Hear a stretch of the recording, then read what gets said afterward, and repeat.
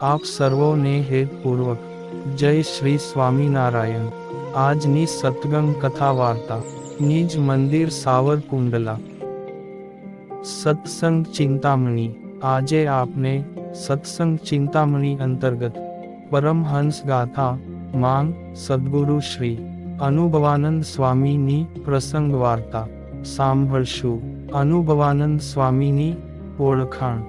મંજુકેશાનંદ સ્વામીની નંદમાળા માંગ સંપ્રદાય માંગ બે અનુભવાનંદ સ્વામી હતા એમ કહે છે।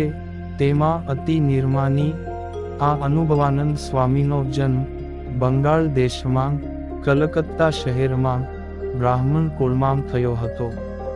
તેઓ નાનપણથી જ શ્રી રામચંદ્ર ભગવાનના ઉપાસક હતા। શામળિયા ચૈતન્યાનંદ સ્વામીના બાળ મિત્ર હતા। તેમનું નામ અનુપરામ હતું। તેમણે બાળપણથી જ બંગાળમાં સંસ્કૃત વિદ્યાનો ખૂબ જ અભ્યાસ કર્યો હતો। અભ્યાસના અંતે તમામ ગ્રંથોનું મનન કરી નિચોડ કાઢ્યો કે છતાં દેહે પ્રભુજીને પામી જવું એટલું જ મારું કર્તવ્ય છે। ચૈતન્યાનંદ સ્વામીનો પણ એ જ ઠરાવ હતો। પછી તે બંને ઘરબાર છોડી પ્રભુ પ્રાપ્તિ માટે એક ત્રીજા તેમના મિત્રને સાથે લઈને બંગાળથી તીર્થયાત્રા નિમિત્તે ચાલી નીકળ્યા। બદ્રીનાથ, ઋષિકેશ, અયોધ્યા, કાશી અને વૃંદાવન વગેરે તીર્થોની યાત્રા કરી તેઓ ડાકોર આવ્યા। ત્યાંથી દ્વારકા તરફ જતાં રસ્તામાં સોરઠ, જેતપુર, ભાદર નદીને કિનારે રાત રહ્યા। પ્રભુ મિલનના તલસાટમાં તેમને ઘણીવાર રાત્રિએ નિંદ્રા પણ આવતી ન હતી। તેમાં એક દિવસે સવારે બંને ભાદરમાં સ્નાન કરી પ્રાતઃ સંધ્યા કરતા હતા। તે વખતે પ્રગટ પ્રભુ મળે તો શરીર રાખવું, નહીં તો ત્યાગવું, આ તેમના ઠરાવ મુજબ તન ત્યાગવાનું ખરા દિલથી વિચારી છેલ્લી પ્રભુને પ્રાર્થના કરી। તેમની અંતરની પ્રાર્થના પ્રભુએ સાંભળી।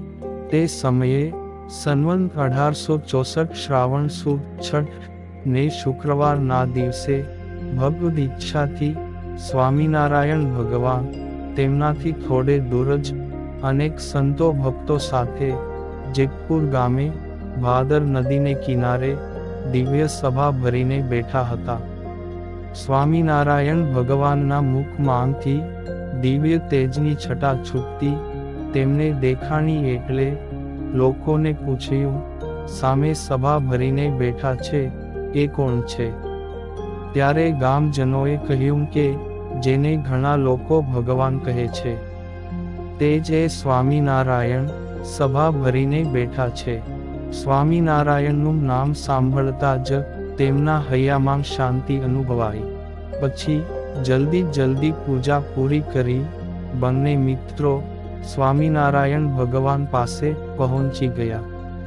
પ્રેમ વિભોર બની દર્શન કરી રહેલા આ મુમુક્ષુ બ્રાહ્મણને શ્રી હરિએ વિદ્વાન તથા પૂર્વના ભક્ત જાણીને પોતે સામેથી બોલાવ્યા, સન્માન કરી યોગ્ય આસન આપ્યું। પછી સ્વામિનારાયણ ભગવાને કરુણા કરી એ ત્રણેયને સમાધિ કરાવી અને તેમના ઈષ્ટદેવ શ્રી રામચંદ્ર રૂપે દર્શન આપ્યા। તેમાં શ્રી રામચંદ્ર ભગવાને કહ્યું, જેના માટે તમે ઘરબાર છોડી યાત્રા કરો છો એ જ આ સ્વામિનારાયણ ભગવાન સર્વના કારણરૂપ પરમેશ્વર છે। આ રીતે શ્રી રામચંદ્ર ભગવાને સ્વામિનારાયણ ભગવાનની ઓળખાણ આપી। તેથી શામળિયા ચૈતન્યાનંદ સ્વામીને સ્વામિનારાયણ ભગવાનનો દ્રઢ નિશ્ચય થયો અને સમાધિમાં અલૌકિક આનંદનો અનુભવ કરી તેઓ જાગૃત થયા। આ અલૌકિક અનુભવથી તેમને પ્રગટ પરમાત્માની સુદૃઢ નિષ્ઠા બંધાણી। તેથી તેમણે તરત જ નિર્ણય કર્યો કે હવે આ પ્રગટ પ્રભુને છોડી અમારે ક્યાંય જાવું નથી।